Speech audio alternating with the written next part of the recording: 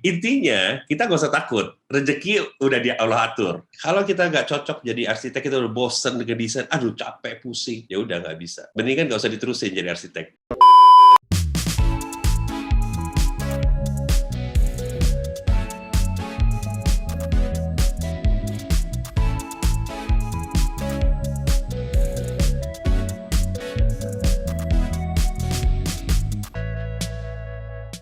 Bismillahirrahmanirrahim. Assalamualaikum warahmatullahi wabarakatuh, Sobat Ledia. Alhamdulillah kita ketemu lagi di segmen cerita profesi hari ini. Segmen kali ini kita akan banyak ngobrol sama Om Fahri Bakri, Om Ahmad Fahri Bakri, yang kita panggil Om Ari Bakri. Assalamualaikum Om Ari.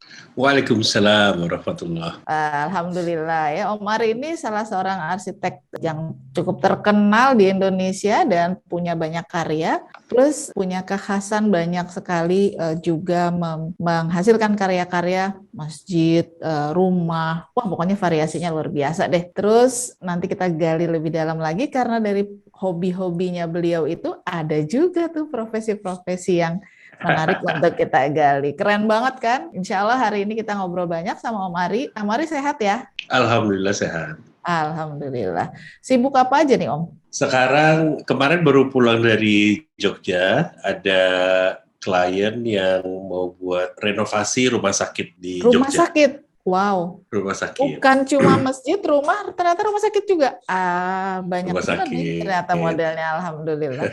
Apalagi Om selain itu Om? Oh iya, gedung-gedung hotel, terus kemudian kebetulan ada beberapa rumah sakit yang saya tanganin karena begini, waktu itu pernah saya short course di salah satu di luar negeri ya, tentang rumah sakit. Ternyata waktu itu sebelum pandemi, saya belajar bahwa rumah sakit itu harus, zamannya sekarang itu udah one bed, AC-nya harus hybrid dengan kipas angin, terus kemudian harus punya pemandangan luar, harus bisa dibuka jendelanya, AC-nya pun juga harus satu ruangan, satu AC, jadi kayak split gitu. Nah, ternyata setelah masa pandemi ini itu merupakan hal yang paling penting untuk dilakukan, untuk diterapkan untuk sebagai rumah sakit. Jadi setahun sebelum pandemi itu saya belajar, ternyata berguna sekali untuk masa pandemi ini. Makanya sekarang banyak klien-klien mau menggunakan saya untuk membuat rumah sakit. Wah keren banget ya, Masya Allah, luar biasa. Jadi Om Ari udah jadi arsitek tetap belajar. Dulu sekolahnya sekolah arsitek dong berarti? Betul, di Trisakti saya. Dari kecil emang udah pengen jadi arsitek? Jadi gini, saya tahapan kehidupan saya itu pertama kali dari kecil saya pengen jadi pilot. Jadi saya, kalau abang saya mainannya tuh matchbox untuk mobil-mobilan, kalau saya itu mainannya diecast dari pesawat. Jadi dari pesawat yang kecil sampai yang bisa dinaikin itu saya punya semua. Tapi kelas 3 SD saya udah pakai kacamata, langsung -1 dan itu sudah berakhir lah ya. Oh iya, pilot nggak boleh pakai kacamata ya? Nggak boleh. Dulu, sekarang boleh. Sekarang boleh. Mungkin tapi yang -1, -2 boleh ya. Nah setelah itu karena gagal jadi pilot, saya banting setir pengen jadi ahli pertanian, jadi insinyur pertanian. Karena saya senang tanaman segala macam ya. Tapi kemudian waktu dari SD, SMP, SMA saya sering gambar. Kebetulan Bu Ledia ini teman SMA saya. Jadi waktu itu ada saya ngobrol sama adik kelas, dia bilang gini, waduh kalau ada Ari mah saya udah pasti nggak menang deh kalau melukis ya, lomba gambar. Nah dari situ saya akhirnya kayaknya saya pengen jadi arsitek deh. Sampai sekarang kerjaan saya cuma ngedesain aja. Jadi memang ngedesain, ngegambar segala macam. Bahkan kalau kita lihat ya ini tuh mesin gambar saya dari kuliah.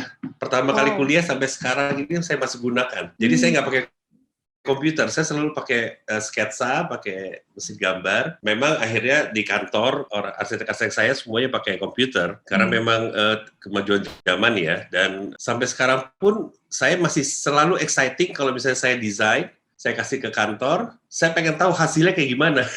Jadi ketika ada hasilnya, wah bagus ya. Nah itu membuat saya jadi selalu exciting, selalu bahagia lah dengan kerjaan saya. Jadi gambar 2 dimensi. Nanti kita lihat karya-karya saya, desain-desain saya.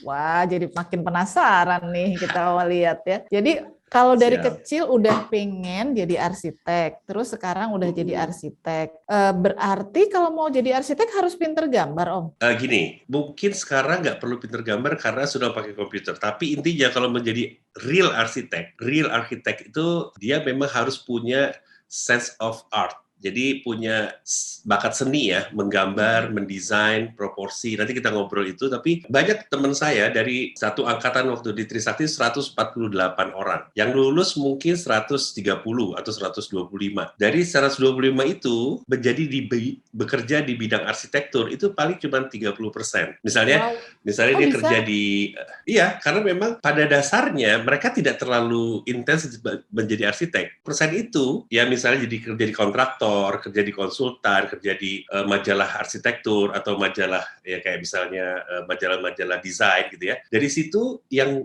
dari 30% itu yang bekerja sebagai konsultan mendesain itu cuma 7 atau 8 orang. Tapi yang punya konsultan sendiri, yang mendesain sendiri dari awal sampai akhir itu cuma saya sendiri. Dari 148. Iya, karena gini, memang jadi arsitek itu harus punya kecintaan ya, kecintaan kalau bahasa Islamnya giroh yang sangat luar biasa dengan desain. Jadi kalau kita nggak punya desain, jadi gini, kalau saya sebagai arsitek, saya selalu bilang sama adik kelas atau kalau saya ngajar di kampus-kampus, saya sih bilang gini, kalau kalian tidak punya passion itu kecintaan atau giroh itu terhadap desain, saya rasa lebih baik kalian mundur. Karena buat apa saya bilang itu? Karena banyak sekali arsitek-arsitek yang menjadi arsitek, tapi akhirnya banting setir. Dia kerja di bank, kerja jadi jaga toko, punya berusaha kuliner, apa segala macam deh. Nah, untuk menjadi arsitek itu harus punya suatu passion ya untuk mendesain. Jadi gini, untuk menjadi arsitek, kalau jadi arsitek itu paling dua, kerjaannya sebagai kontraktor arsitek atau sebagai konsultan arsitek. Kalau kontraktor arsitek itu biasanya dia mengerjakan desain orang, terus atau dia mengerjakan sendiri desainnya, terus dibangun sendiri. Nah, bedanya apa sama konsultan desain sebagai arsitek konsultan? Karena kalau konsultan arsitek itu dia tidak berpikir tentang bagaimana cara dapat untung untuk membangun, betul? Yang terbaik, terus kemudian baru nanti dihitung oleh akhirnya desain dia berdasarkan dari yang penting gue bisa murah kerjainnya, untung banyak, jadi pasti standar aja desainnya.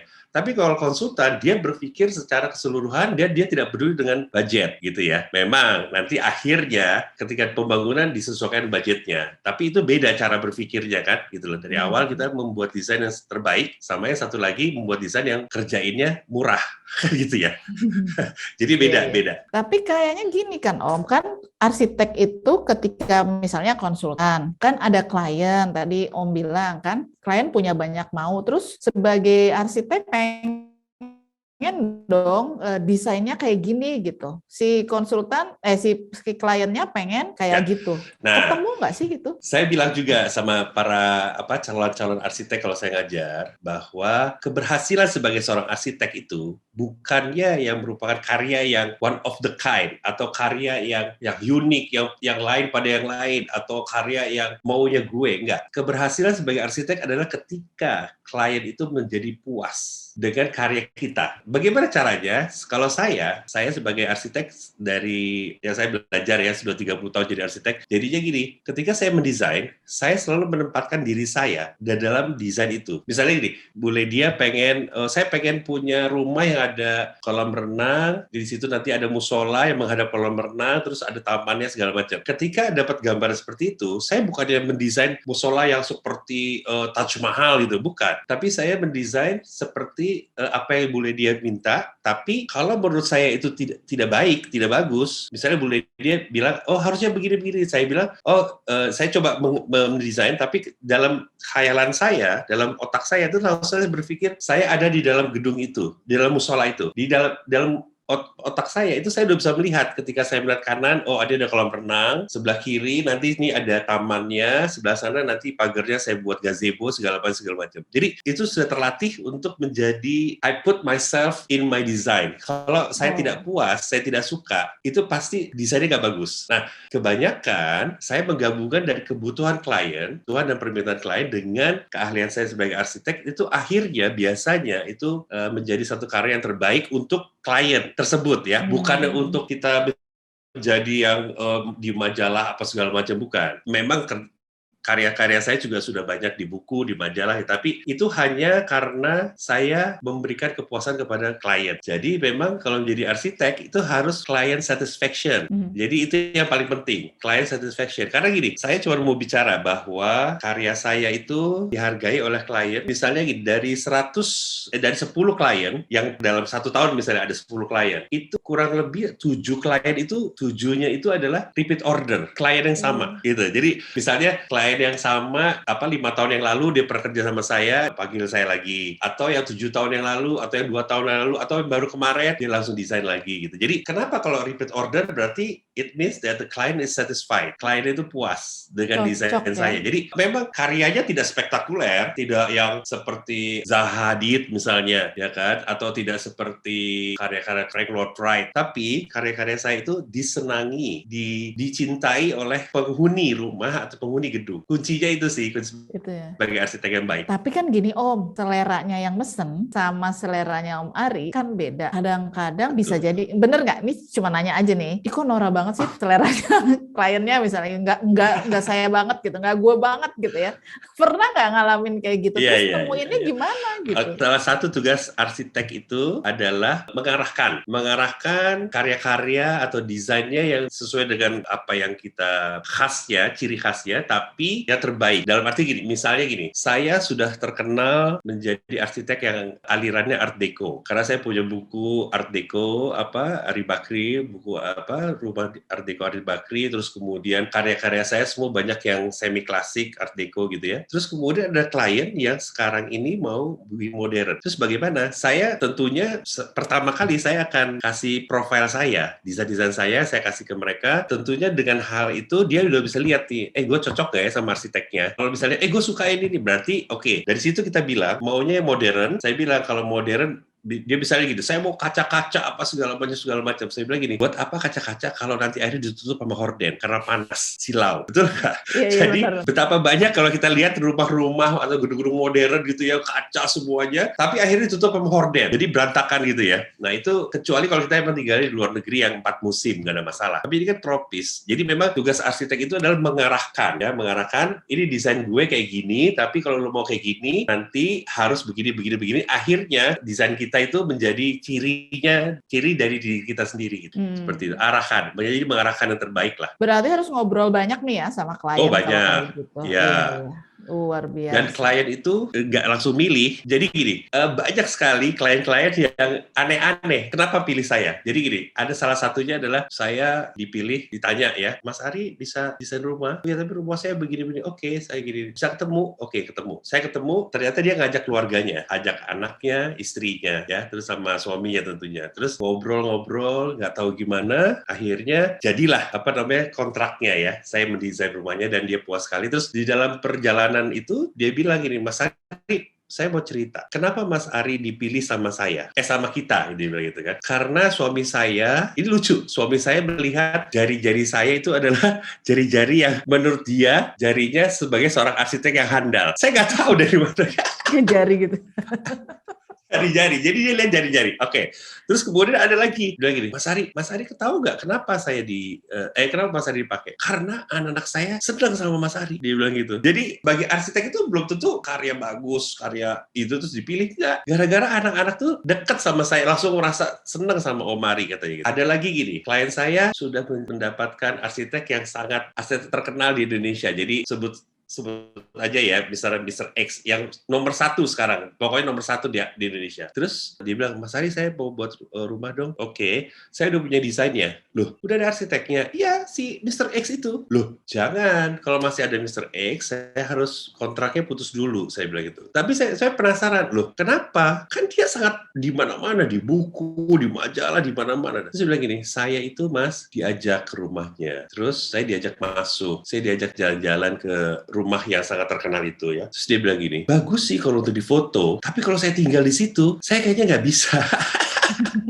Akhirnya pilihan jatuh ke saya lagi. Jadi gini, intinya kita nggak usah takut. Rezeki udah di Allah atur. Ya.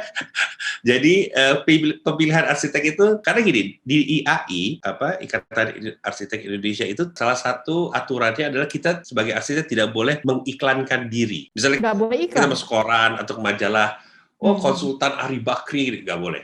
Terus dapatnya dari mana?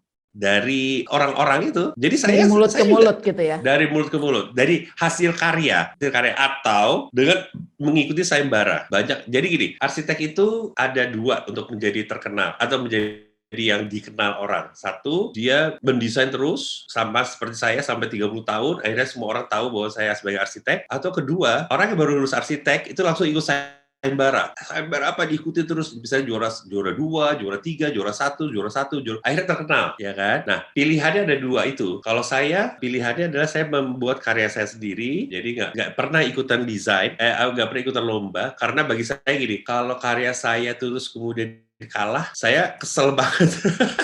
Karena bagi saya karya saya yang terbaik. Loh, kok bisa jadi kalah? Kan nggak mungkin. Itu egois ya.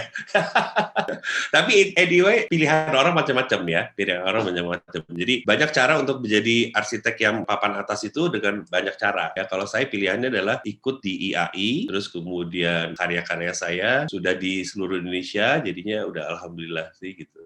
Iya, Masya Allah ya, luar biasa Om Ari, karyanya ada di seluruh Indonesia, terus juga banyak yang suka, dan ternyata tadi prinsipnya, kalau rezeki nggak kemana, Allah udah atur. Betul. Gitu ya, luar biasa. Ada aja kan berarti. Pasti. Tapi ini nggak sih Om, ada masa-masa sulitnya nggak sih? Belajar arsitek tuh susahnya di mana sih? Susah. Ya, bagi saya gini, dulu zamannya kita 87 tahun segitu ya, tahun 80-an itu ketika kita masuk kuliah itu SKS-nya 160 SKS. Dari 160 SKS yang belajar menjadi arsitek, misalnya studi perancangan, desain arsitektur, gambar arsitektur, terus kemudian program profesional, sejarah arsitektur. Pokoknya benar arsitektur cuma 40%. Selebihnya matematik, fisika teknik, fisika bangunan, which is itu bagi saya itu buang-buang waktu. Tapi saya jalanin aja, yang penting saya lulus gitu ya. Terus kemudian yang penting kalau kita belajar itu ketika kita senang. Jadi gini, saya pernah kuliah di satu mata kuliah di mana dosen saya itu selalu, saya udah tahu dia ketika ada soal di ujian itu selalu kalau membuat bangunan itu selalu grid, kotak, hanya kotak. Jadi dia nggak bisa yang macam-macam. Terus saya bilang gini, saya mau coba buat lengkung, terus kemudian saya buat kayak dome, kayak pokoknya saya pengen sesuatu yang di luar dari kebiasaan. Ya saya tahu akhirnya saya nggak lulus. Terus tahun depannya saya ikutin aja, udah kotak aja, lulus. Jadi gini, intinya kita senang, kita do what we love. Kalau kita nggak cocok jadi arsitek, kita udah bosen dengan desain, aduh capek, pusing, ya udah nggak bisa. Mendingan nggak usah diterusin jadi arsitek gitu loh. Karena gini, saya punya buku, jadi waktu saya lulus, bapak saya dari Amerika, dia ngasih saya buku, namanya New Classicism. Buku itu dari 94 sampai saat ini, masih saya buka. Kalau ada desain, kalau misalnya ada satu project gitu, saya langsung buka buku itu. Dari 94 sampai sekarang itu udah hampir berapa? 27 tahun.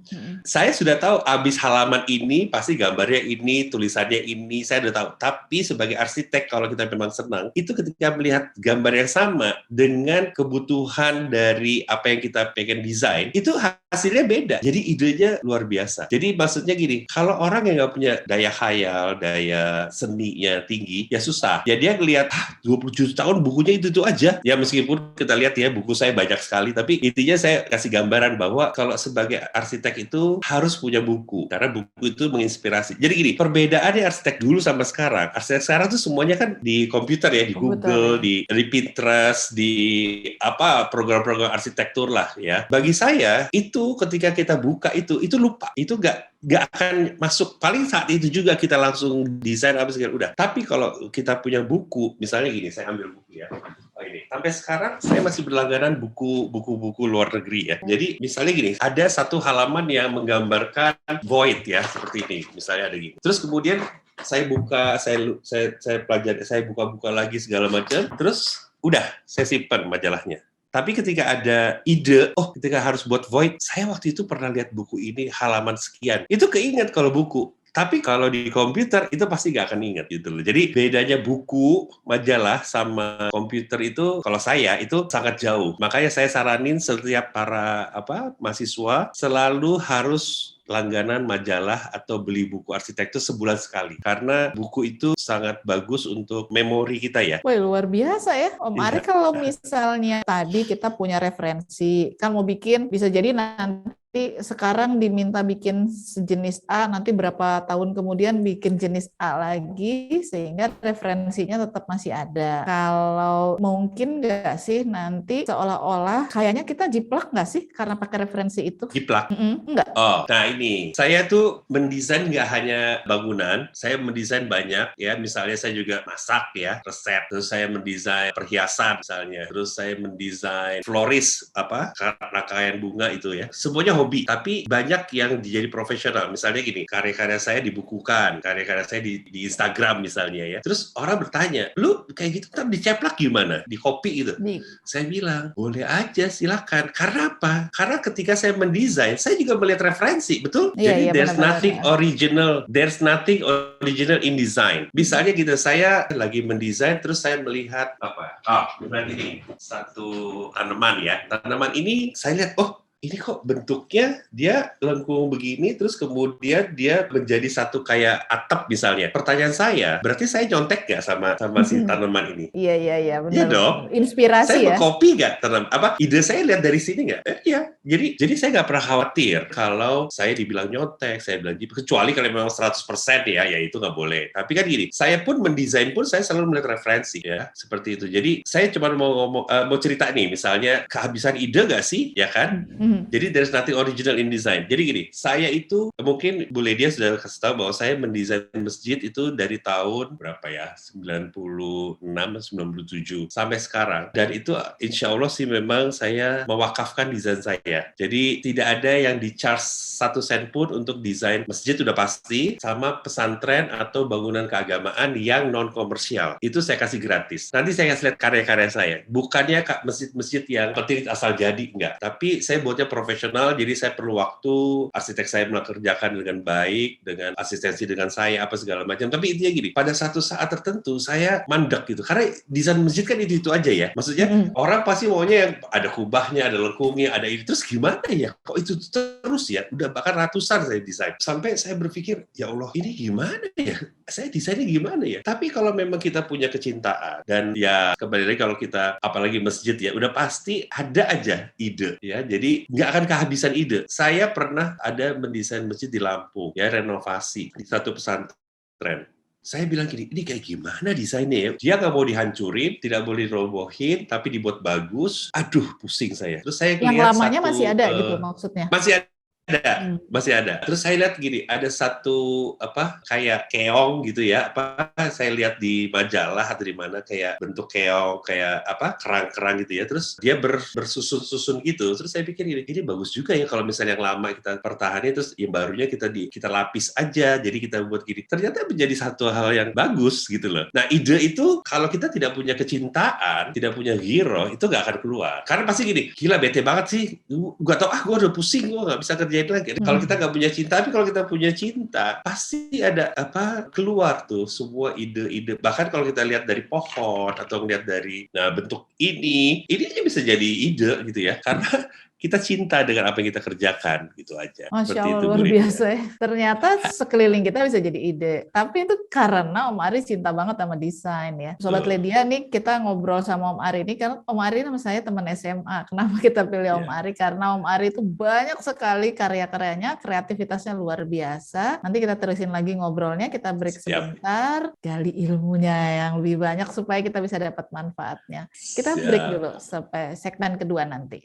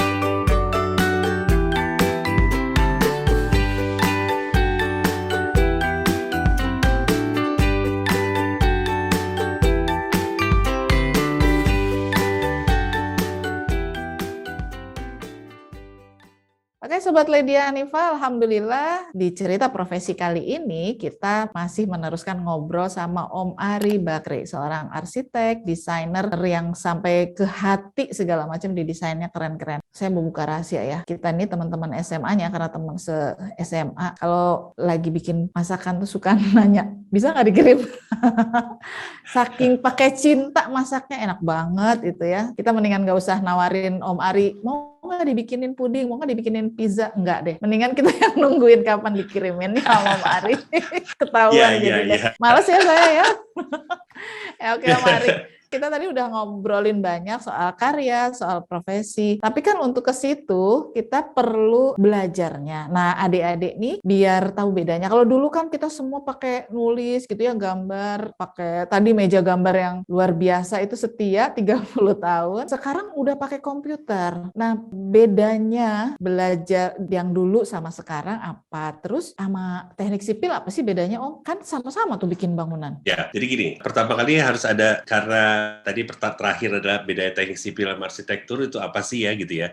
Jadi gini, yang paling utama adalah antara arsitektur dan teknik sipil itu perbedaannya adalah mendesain ya. Mendesainnya untuk mendesain keseluruhan bangunan, di mana arsitek itu mendesain seluruh bangunan termasuk rancang dari strukturnya, ME-nya, dan utilitasnya, tapi itu hanya penempatannya aja, sama estetis sudah pasti. Tapi kalau teknik sipil, dia yang membangun, dia harus mengerti, berarti kalau desain seperti ini, kolomnya misalnya arsiteknya maunya 40-30, tapi sipil bilang nggak bisa, harus 60-60. Nah, yang mengetahui harus 60-60 itu teknik sipil. Jadi gini, teknik sipil itu adalah ketika bentuk desain rumah misalnya, itu mau dibangun, diserahkan ke teknik sipil bilang, oh ini harus ada kolom ini, harus pakai balok ini, pakai ini, bentuknya mungkin agak berubah dengan adanya kebutuhan dari struktur bangunan. Tapi biasanya arsitek itu kan egois ya.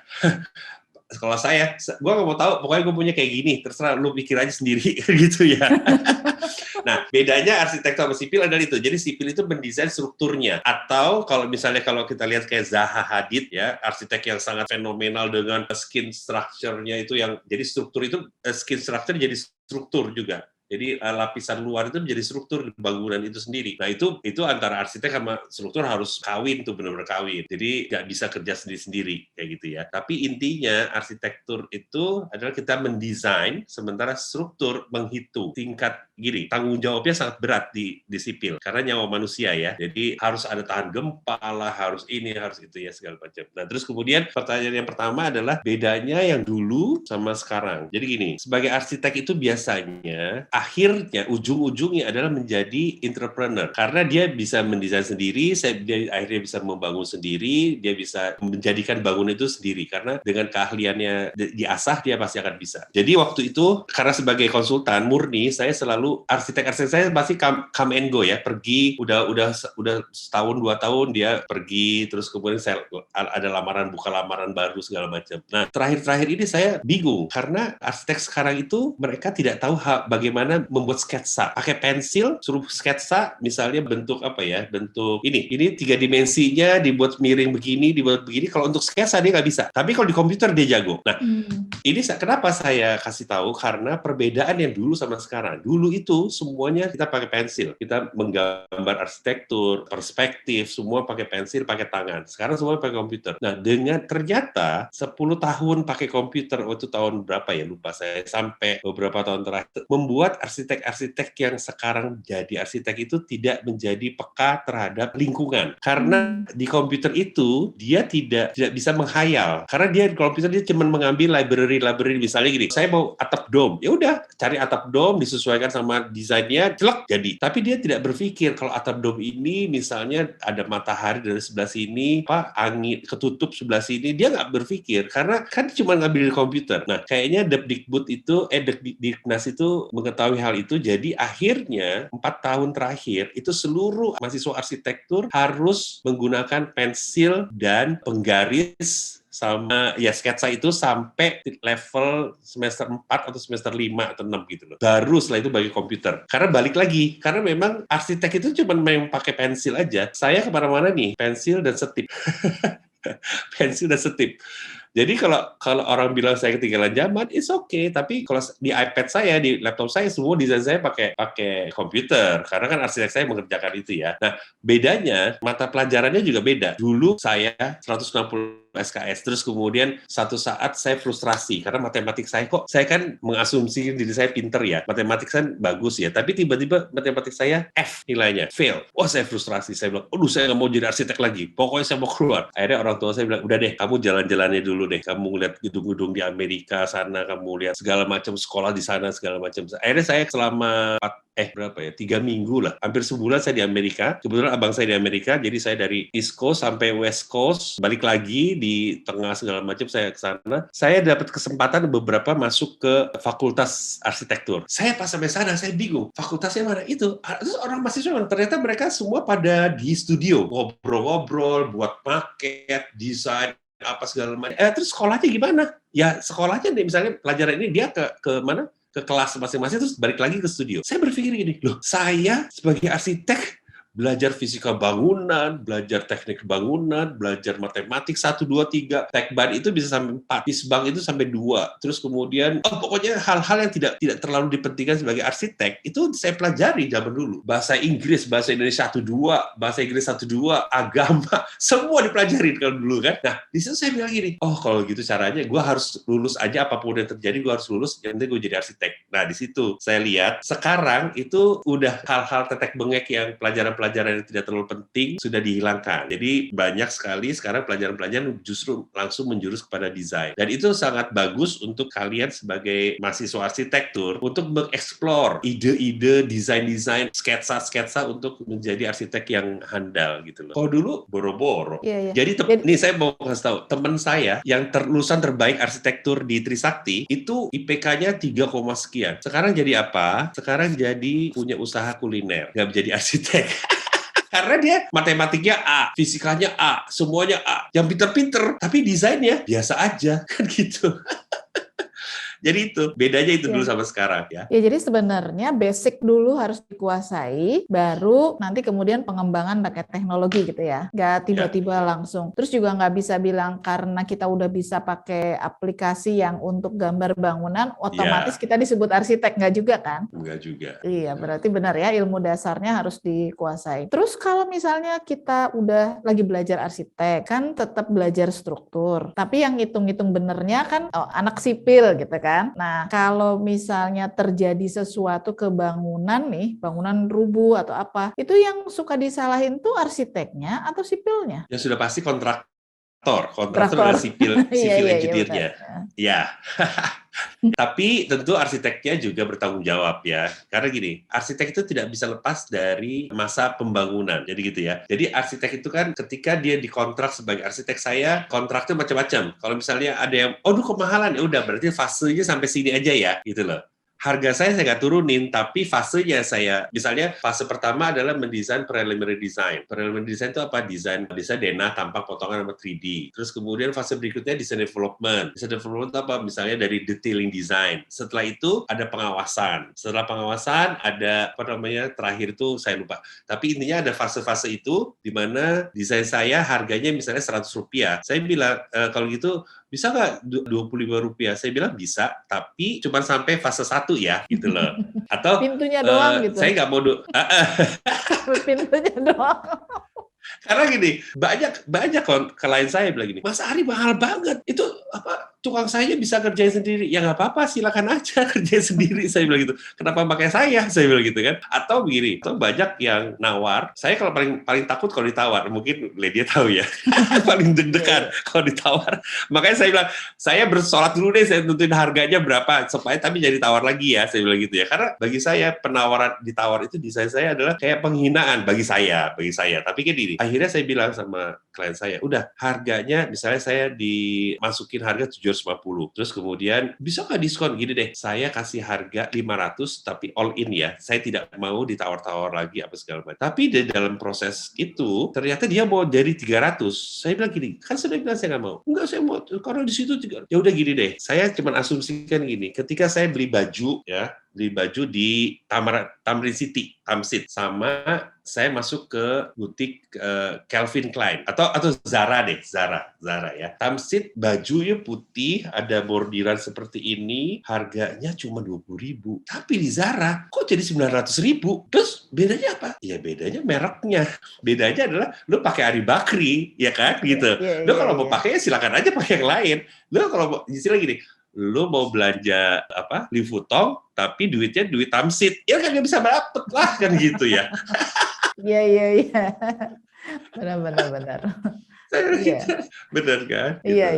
Iya. Nah, kalau orang suka mengasumsikan gini, karena kan tadi ya kalau jasanya arsitek itu kan ada range harga yang agak lumayan gitu lah ya. Pendidikan jadi arsiteknya biayanya mahal nggak sih? Pendidikan menjadi arsitek. Maksudnya gini, kuliahnya nih, selama kuliah itu perlu banyak biaya apa enggak? Saya sih dulu enggak tuh, dulu ya. Tapi kalau sekarang saya rasa juga agak terlalu besar seperti kayak kedokteran ya, dokter gigi gitu enggak ya. Karena yang mungkin yang agak besar investasinya itu kalau zaman sekarang adalah ketika dia pakai komputer, dia harus beli license kan untuk misalnya AutoCAD-nya apanya ya, itu paling itu yang harganya yang terbesar kalau mau jadi profesional arsitek ya itu. Tapi kalau untuk kuliahnya saya rasa sih tidak terlalu, karena studio itu kampus hanya menyediakan ruangan ya kan, tidak ada alat apa segala macam, nggak ada laboratorium, nggak ada. Jadi nggak terlalu mahal lah kalau arsitek, divisi arsitektur ya di kampus ya. Oh, oke. Jadi sebenarnya siapa aja bisa sepanjang dia punya passion, dia punya jiwa seni, dia mau sungguh-sungguh gitu ya. Dan cinta sama desain itu yang paling penting ya. Pasti. Cinta sama desain, oke.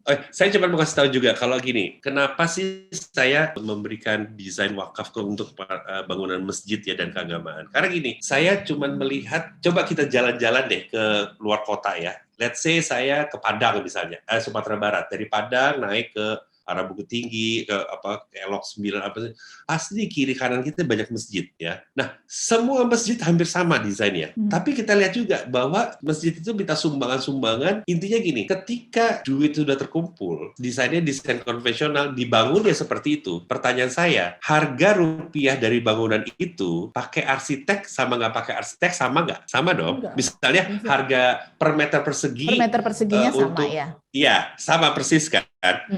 Untuk semen harganya udah tahu pasti sama, untuk pasir sama, untuk kuset sama, untuk atap sama ya. Bedanya adalah ketika kita kasih desain yang terbaik, yang bagus, yang indah, hasilnya itu jauh banget bedanya sama konvensional design. Nah, yang paling utama adalah para pengurus masjid, para yang ngurusin masjid itu, pengurus masjid itu biasanya mereka takut jadi pakai arsitek karena dia harus mengeluarkan lagi biaya.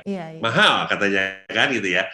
Atau kalau mau cari gratisan, which is kontraktornya yang mendesain, betul? Lu gak usah bayar deh, sini gue desain. Tapi kalau namanya juga kontraktor yang ngedesain, bukan arsitek, bukan desainer ya, hasilnya begitu-gitu aja. Nah, berangkat dari situ, saya berpikir saya hampir punya buku untuk saya sebarkan seluruh Indonesia tentang masjid. Jadi karya-karya masjid saya publikasi, dan mereka akan mereka bisa menceplak atau memanggil arsitek yang ada di list buku itu secara gratis. Karena saya berpikir gini, kalau desain masjid itu menjadi atraktif, percaya sama saya, banyak anak-anak muda, banyak anak-anak kecil, banyak pemuda-pemuda di lingkungan itu ingin masuk ke masjid.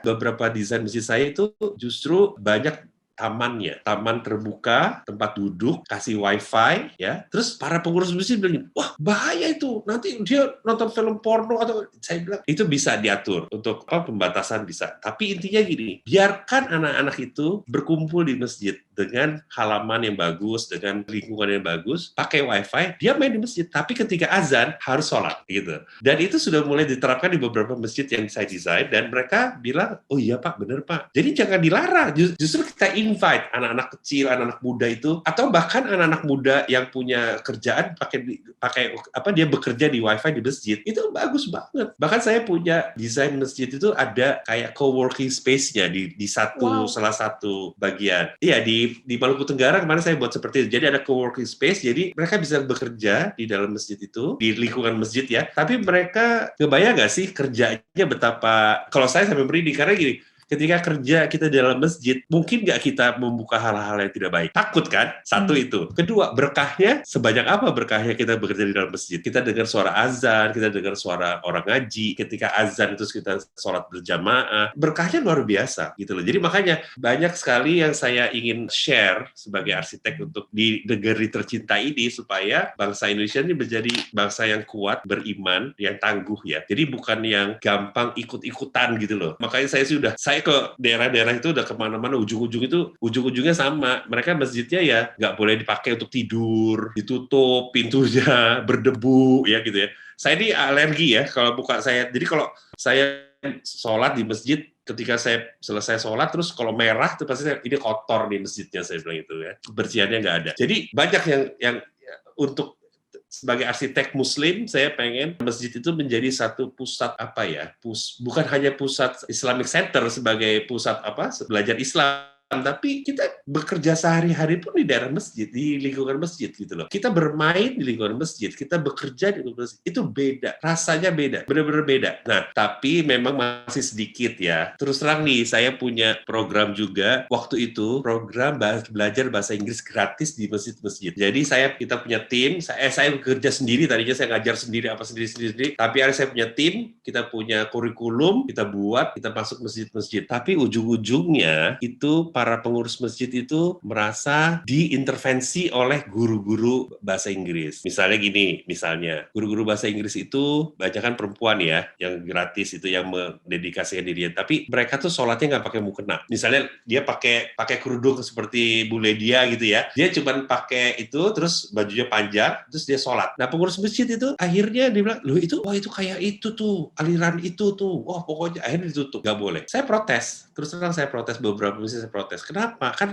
sekarang gini, dengan adanya bahasa Inggris gratis itu, setiap sore, setiap habis Isya, anak-anak tuh datang ke masjid, rame masjid. Akhirnya terjadi ada program bahasa, ada program matematika, belajar matematika, ada pelajaran apa. Jadi dengan adanya bahasa Inggris itu akhirnya, tapi dia bilang gini, kita nggak perlu itu, kita nggak mau disusupi oleh aliran-aliran tertentu. Saya bilang astagfirullahaladzim. Tapi memang banyak tantangannya ya kalau kita mau berbuat baik. Jadi ya mungkin boleh dia kan ya urusannya sama itu ya. Jadi kita bisa ngomong lagi. Tapi dia arsitek itu tidak hanya mendesain, tapi kita harus tentunya berkesinambungan dengan lingkungan ya, udah pasti ya, itu aja. Masya Allah, luar biasa ya. Artinya sebenarnya ilmu kita itu bisa kita manfaatkan buat sekitarnya Om Ari itu sekitar Indonesia gitu ya, bukan cuma sekitar di rumahnya doang, tapi sekitar banyak banget, Masya Allah. Betul, berkah betul. Insya Allah ilmunya ya, mudah-mudahan nanti Allah. Siapapun juga Sobat Ledia yang mau belajar arsitek bisa ngambil pengalaman Om Ari, karena ternyata ilmu bukan cuma buat pekerjaan sendiri, tapi bisa buat bermanfaat untuk orang banyak. Dan kita mau masuk ke segmen berikut nanti setelah break, karena ada yang lebih menarik lagi. Om Ahmad Fahri Bakri yang sangat mencintai desainnya apa aja selain arsitek.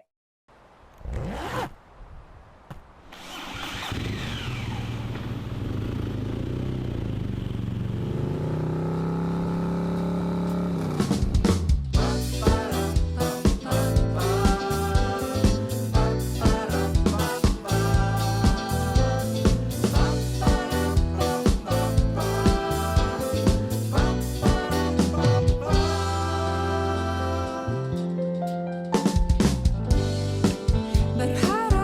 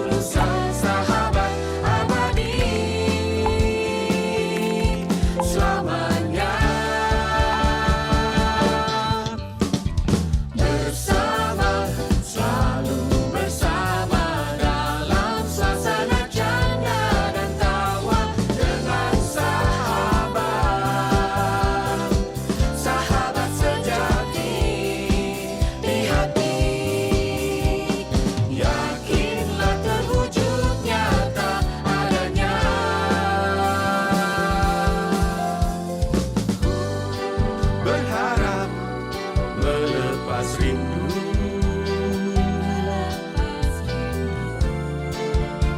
Di sudut kotamu, percayakan cinta pada sahabat. Yakinlah harapnya cinta sahabat menambahkan ketulusan sahabat abadi selamanya. Bersama, selalu bersama dalam suasana canda dan tawa dengan sahabat. Sahabat sejati di hati. Yakinlah terwujud nyata adanya.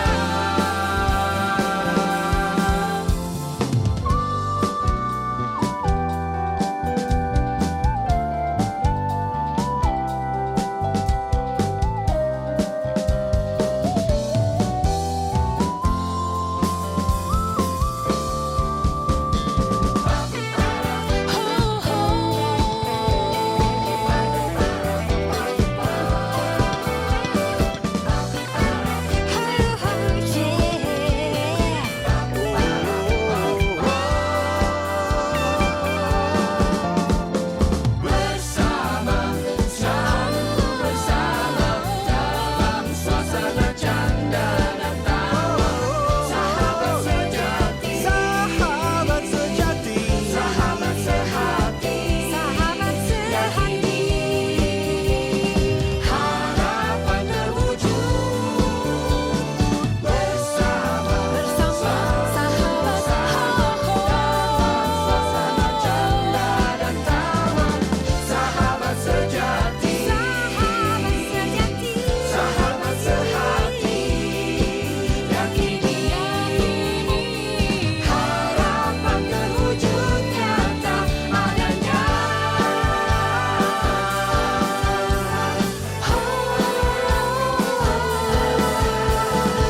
Sahabat sejati.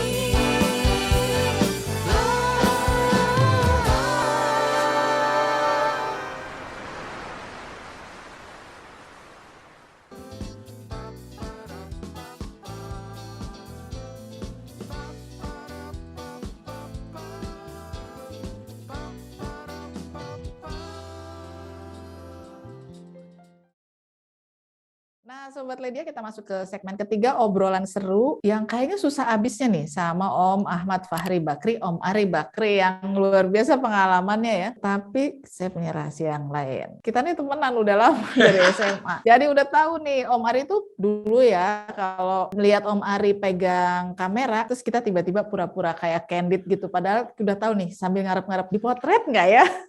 Iya, Suka bilang gini, lo bener. udah katanya gitu. Berarti ternyata kita sebenarnya udah, cuman kita masih gaya-gaya ngerasa belum difoto. Tapi terus zaman dulu kan dicetak tuh banyak ya, ada bagus cakep-cakep lagi. Zaman orang masih belum terlalu tertarik pada fotografi, Om Ari fotografinya beda sama yang lain. Terus makin kesini kita makin suka kumpul-kumpul, ternyata suka masak dan masaknya enak. Tadi saya udah bilang juga, kita biasanya suka nunggu kebagian nggak ya gitu. Jadi ini kode Kadang-kadang suka nih, dikirim sekarang kode ya. Kode nih, kode keras. Koker. Koker. Terus juga dari SMA Om Ari Oh ini iya. senang nyanyi dan sampai sekarang masih punya Masya grup Allah. band. Sama teman SMA Bu, setia banget kan tuh. Gak bubar tuh. Kalau grup band lain udah sekian tahun, ada vokalisnya keluar lah, ada drummernya keluar. Kalau ini gak utuh tuh. Satu grup bareng-bareng dan terakhir beliau juga adalah fashion design. Jangan-jangan ada fashion, jewelry design. Jangan-jangan ada yang belum saya sebut. Ini salah banyak Wow. bukan salah. Nah, ini hasilnya karyanya Om Ari. Om, kok bisa sih punya banyak hobi gitu? Terus udah gitu hobinya tuh dikembangin masing-masing. Emang nggak ruwet gitu kan? Ini ada hobi bisa berkembang. Nyanyinya bisa sampai ke mana? Melbourne ya? Apa Perth? Brisbane. Oh, ke Brisbane. Bahkan luar biasa. Sampai ke sana gitu. Terus punya album baru. Apa tuh Sahabat ya? Kalau nggak salah judulnya ya diantaranya. Terus ngurusin perhiasan. Terus suka hobi masak-masak. Nggak pusing tuh banyak hobi begitu. Justru kan saya selalu bilang, do what you love and love what you do. That's the key of being alive ya, is in this world. Kita manusia di dunia ini pasti punya misi dari Allah, diberikan ke manusia untuk diberikan misi. Sampai kita meninggal, berarti ketika meninggal misi kita udah selesai. Mission accomplished ya, selesai di dunia baru kita ke akhirat ya, alam kubur dan akhirat segala macam. Jadi saya berpikir gini, kalau saya sebagai arsitek itu terus kemudian saya stres, saya merasa gue bisa motret ya, gue bisa nyanyi ya. Jadi gini, itu sebagai stress relief. Tapi ketika kita dengan hati, dengan love, dengan cinta, do what you love and love what you do, semuanya menjadi terbaik ya. Tadi Bu Ledia bilang bisa ini. Oh iya ya, berpikir ya. Saya dulu kok kita ngomong masalah potret aja. Saya SMA itu menjadi fotografer itu udah menjadi profesional. Jadi saya dibayar. Kalau profesional adalah ketika konotasinya dengan pembayaran ya, dengan dibayar. Saya Sabtu Minggu itu fully book SMA. Sabtu Minggu fully book. Jadi dulu satu pakai roll itu sekali motret itu sekitar outdoor itu kan biasanya pagi sama sore. Jadi pagi 2 sesi, sore 2 sesi. Dan itu udah fully book Sabtu Minggu. Dan itu dulu bayarannya di luar dari cuci cetak segala macam. Pokoknya lumayan banget deh ya. Mungkin gaji manajer gitu. Udah punya duit saya.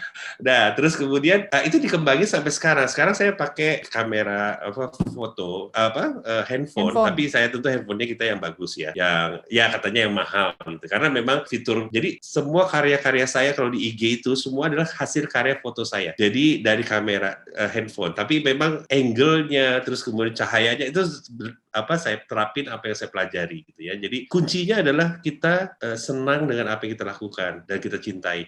Dan itu menjadi stress relief bagi saya. Misalnya gini, saya pusing nih, tapi saya nggak pernah pusing masalah kerja loh. Demi Allah saya nggak pernah pusing karena saya senang ngedesain, exciting. Every time I was exciting with my works gitu loh. Tapi kalau pusing misalnya masalah rumah tangga, masalah anak misalnya gitu ya. Ya stress reliefnya saya masak yang banyak, saya bagi-bagiin. Atau stress reliefnya saya nyanyi di studio ya, latihan. Atau stress reliefnya saya ke pengrajin mutiara saya desain, saya mau kayak gini nih, saya bisa sampai 3-4 jam di studio itu saya si pengrajin itu hanya untuk kelihatan mereka dia buat, terus saya ini itu bagi saya I'm very happy gitu loh. Jadi memang jangan takut kalau kita punya hobi untuk menjadi stres. Justru dengan hobi itu kita menjadi lebih produktif, lebih stress relief gitu ya. Jadi kalau dipikir-pikir masakan saya sudah profesional juga. Jadi makanya Bu Ledia jarang dikirim ya karena sudah sibuk diprofesionalkan oleh adik saya. Jadi adik saya menjual itu adik saya yang ngurusin apa segala macam, packaging apa segala macam adik saya. Jadi saya cuma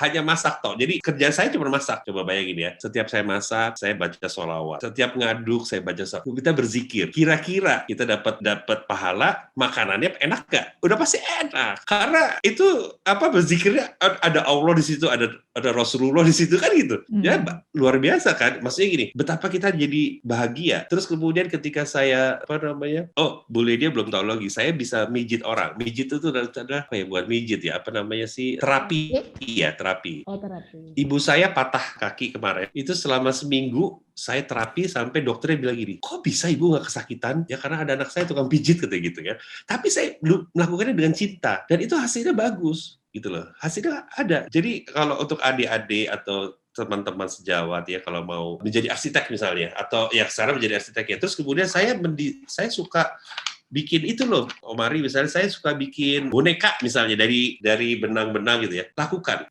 Karena gini, arsitek itu adalah desainer. Kalau kita lihat tuh di ujung situ ya, di mana ya? Situ ya. Kelihatan tuh ada. Ini karya saya terbaru. Ini Bu Ledia. Kalau Bu Ledia nggak bisa pakai ya. Ini bagus sekali, cantik sekali. Ini idenya saya lihat dari siapa ya? Prince Diana.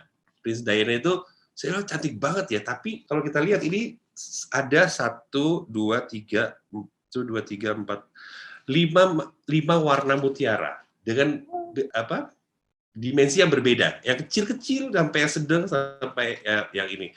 Saya kombinasi menjadi satu kalung yang jarang. Karena apa? Karena warnanya itu ada warna ungu, ada ungu tua, ungu muda, ada peach. Jadi arsitek itu gunanya untuk itu, mencampur tanpa takut untuk menjadi jelek. Ya, ini kita campur-campur aja nih semuanya. Atau ini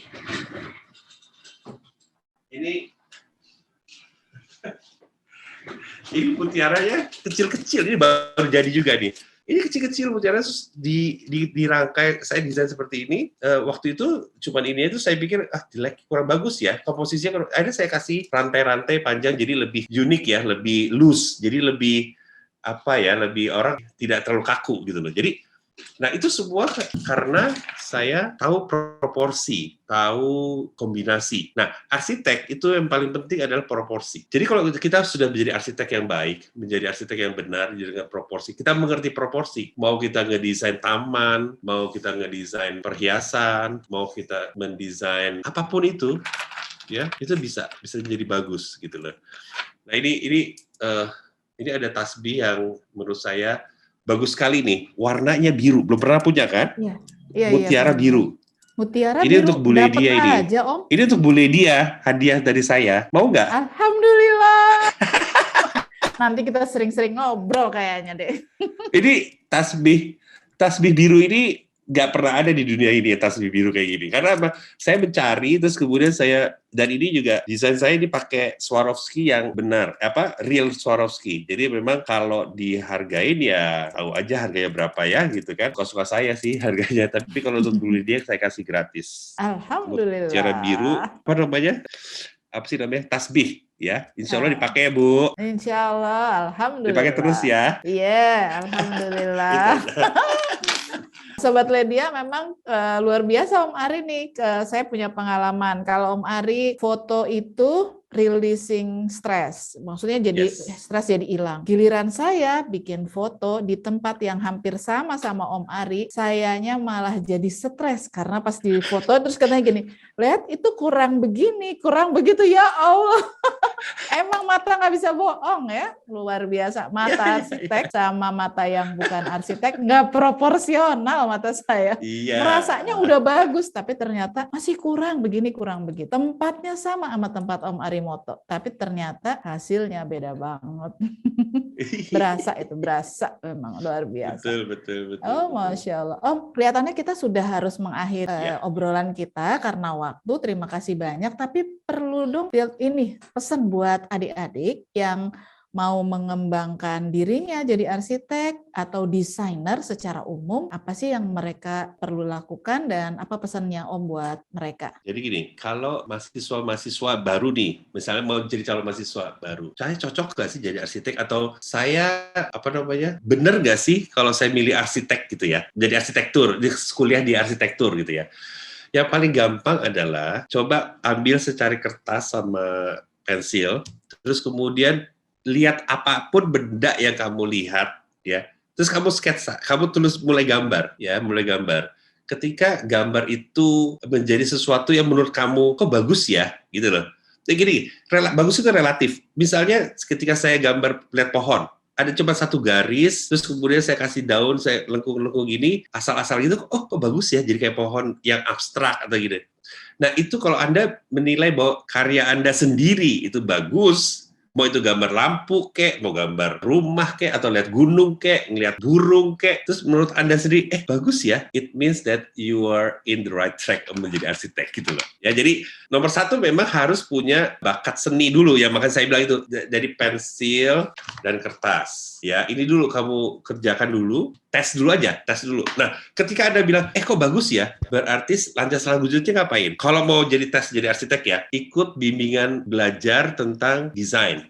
Banyak kan kalau misalnya mau kuliah di TB misalnya ada apa merah gitu ya, lupa saya, merah 5 atau merah apalah lupa saya. Atau mau ke Unpar misalnya, ada kursusnya. Jadi ketika Anda sudah merasa diri Anda bagus untuk mensketsa hasil karyanya bagi Anda sendiri ya. Tapi banyak sekali Anda, gila gue gambarnya jelek banget sih, gue nggak bakat kali. Nah, berarti Anda tidak bakat ya. Buang-buang waktu bagi saya, menurut saya sih gitu lah. Tapi ketika Anda sketsa, atau teman atau ibu Anda bilang, kamu kok bagus ya gambarnya ya. Nah, itu bakat berarti ya kan. Jadi tesnya gitu gampang kok. Ambil secari kertas sama pensil, jangan bolpen, tapi pensil untuk mulai coret-coret. Setelah ada yang bilang bagus, apa diri sendiri bilang bagus, datang ke bimbingan belajar ya, khusus untuk mendesain, untuk sekolah kuliah desain, misalnya kuliah arsitektur ya di Unpar, di ITB, UI. Itu kan susah ya masuknya ya. Tapi dengan adanya kursus itu dia bisa menjuruskan lebih spesifik untuk tesnya. Nah, kalau memang kayak begitu, nggak masuk Unpar, ITB, nggak usah khawatir. Ini Om Ari dari Trisakti. Dan salah satu universitas terbaik loh di Indonesia, Trisakti. Tapi anyhow, jadi arsitek juga yang terbaik kan gitu ya. Ya, intinya adalah kita punya passion. Seperti dari awal selalu do what you love and love what you do. That's very important, oke? Apapun itu. Setelah Anda jadi arsitek, terus kemudian, kayaknya gue lebih seneng masak deh. It's okay. Bedanya, chef yang arsitek sama chef yang bukan arsitek, apa bedanya? Ilmu masakannya. Udah pasti ya. Tapi anyway kalau jadi arsitek, udah jadi arsitek, kamu bisa lakukan apa aja, ya. Bukan ada sombong, tapi boleh dia liatin. Jadi fotografer, jadi tukang masak, jadi desain jewelry, jadi apa lagi ya, pelukis. Nah, saya kasih lihat. Ini lukisan anak saya.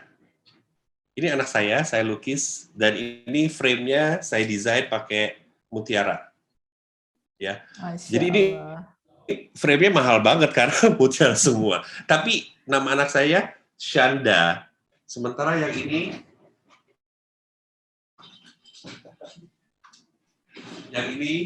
Zara. Ini lukisan saya, ya, lukisan tangan Masya saya. Allah. Dikombinasi menjadi Dara, Shanda, Zara. Terus kemudian saya bisa itu ngetik 10 jari sampai tingkat mahir. Dulu waktu SMP, SMA. Sampai sekarang saya kalau jadi tukang jurutik saya bayar waktu itu pernah dibayar selembar berapa ya? 5.000 perak tuh. Tapi lumayan dapat duit juga loh. Sampai sekarang saya pernah ngetik bisa. Banyak. Nah, makanya saya bilang banyak kalau kita menggali diri kita dengan baik. Ya, tentunya tidak hanya menggali begitu aja. Saya bilang, saya masak aja, saya bersolawat. Saya ngaduk kuah sausnya itu bersolawat. Ya, saya melukis, saya bersolawat, berzikir. Ya kan? Saya mendesain, saya mengagungkan keagungan Tuhan. Jadi para anak-anak muda, saya tahu, saya rasa punya anak ya. Sekarang itu kita mulai jauh dari harkat kita sebagai manusia Islam ya, Muslim ya. Mau nggak mau, internet, sosial media itu luar biasa pengaruhnya. Kita nggak usah merem deh, ya itu luar biasa pengaruhnya. Tapi tolong ya, saya selalu bilang kepada saya, satu, sholat udah pasti. Ya kedua, jauhi yang itu. Tapi dengan cara apa? Ya udah bekerja. Kalau bisa kita berzikir, selalu mengingat Allah ya. Saya keluar kota itu selalu berzikir, mengagungkan keagungan Allah. Ya Allah bagus banget ya, subhanallah ya, masya Allah gitu, ya kan? Tapi tanpa sepengetahuan kita itu kita berzikir loh, ya kan? Bener nggak boleh Ya, dia? benar-benar. Ya, jadi kembali lagi gini, saya sebagai arsitek, ya sebagai profesional juru masak, profesional jewelry itu memberikan nasihat kepada anak-anak muda sekarang. Hanya kuncinya adalah cinta kepada apa yang kita lakukan. Ya, semua harus dari hati, jangan kesel-kesel. Kalau kita bekerja dengan kesel, hasilnya iris kuping saya pasti jelek. Tapi kalau kita kerja dengan bahagia, hasilnya pasti luar biasa. Gitu. Masya Allah. Luar biasa ya nasihat dari Om Ari. Mencintai apa yang kita lakukan, melakukan apa yang kita cintai. Yang kedua, jangan lupa untuk terus mengikatkan diri kita dengan kebesaran Allah. Karena sesungguhnya ada banyak sekali nikmat Allah di depan mata kita yang bisa membuat kita semakin dalam mencintai Allah, dan kita juga jadi dapat inspirasi banyak untuk desain-desain kita. Benar ya Om ya? Betul. Ketiga, betul sekali, karena betul kita sekali. udah dikaruniai Allah kepintaran, keterampilan, kelebihan untuk bisa mendesain, ternyata desain itu bisa kita kembalikan juga kepada Allah dengan cara mendesain hal-hal yang membuat orang selalu ingat sama Allah. Luar biasa. Betul. Om Ari, Masya Allah. Banyak banget hari ini dapat pengetahuan, terus saya juga jadi gini, oh gitu ya arsitek. Ibu saya belajar dan bekerjanya di biro arsitektur dulu, tapi kayaknya nggak gini deh, nggak dapat yang kayak gini ya nih. Yang dapat kayak gini cuma dapat di Om Ari ya, Masya Allah luar biasa. Ini bahagia banget Sobat Ledia, hari ini kita ngobrol sama Om Ari panjang dan jelas, gamblang. Dan kayaknya nggak serem jadi arsitek, justru arsitek bisa melakukan banyak hal yang karena kita senang, sambil kita mengerjakannya sambil senang, tapi bisa juga jadi profesi, jadi ada penghasilan tambahan, dan itu bisa memperkaya hati, membanggakan, dan juga menghilangkan stres-stres karena kita mengerjakannya Ya, dengan bahagia. benar. Nah, Masya Allah, luar Bahagia. biasa. Om Ari, terima kasih banyak loh sudah mau berbagi banyak Sama-sama. dengan Sobat Lydia di Cerita Profesi. Mudah-mudahan makin banyak nih yang penasaran pingin jadi arsitek, dan arsiteknya yang serius gitu ya. Bukan cuma mengejar materi saja, tapi juga akan mendesain banyak bangunan-bangunan yang bagus dan juga bermanfaat, dan juga membuat orang lebih dekat kepada Allah Subhanahu wa taala. Makin banyak bersyukur. Nah, ke depan kita bisa ngobrol lagi sama Om Ari dengan hobi-hobinya yang banyak. Siap. Hobi-hobinya yang ternyata bisa jadi profesinya yang terus dipergunakan untuk kepentingan masyarakat, dan berbaginya luar biasa. Mudah-mudahan juga Om Ari senantiasa Allah jaga sehat terus ya Om, sukses terus, dan mudah-mudahan Allah jaga keluarganya dan semua hal-hal yang dilakukan Om Ari diridhoi oleh Allah Subhanahu wa taala. Sobat Lydia, nggak terasa ngobrol sama Om Ari yang banyak insight-nya itu, banyak yang membuat kita langsung, oh ya ternyata begini ya, ternyata begitu ya. Ada banyak hal, ini sebenarnya bukan cuma buat Sobat Lydia, hal-hal baru ini sebenarnya buat saya sendiri, Lydia Hanifa. Kayaknya kok banyak yang baru kita tahu ya, luar biasa. Allah mempertemukan kita dengan banyak sekali kelebihan-kelebihan Om Ari yang Om Ari ceritakan pada kita. Konteksnya adalah untuk membuat kita termotivasi menjadi lebih baik dan lebih baik lagi. Sekali lagi terima kasih banyak Om Ari. Mudah-mudahan nanti adik-adik bisa ngobrol lebih banyak. Kita bikin sesi ngobrol langsung ya. Kalau ada yang banyak yang berminat untuk mendalami supaya semua jadi lebih aware ya dengan ini. Dan buat Sobat Lydia, silahkan menuliskan pertanyaan-pertanyaan atau juga keinginan-keinginan untuk profesi-profesi lain yang kita bisa eksplor di sini agar kita bisa lebih dalam mengetahui profesi-profesi itu dan kita bisa memilih berdasarkan pengetahuan kita, dan mudah-mudahan Allah ridhoi dan Allah mudahkan urusan-urusan kita. Terima kasih sekali lagi semuanya. Kita ketemu di dalam episode selanjutnya di Cerita Profesi Cerita Lydia. Assalamualaikum warahmatullahi wabarakatuh. Waalaikumsalam.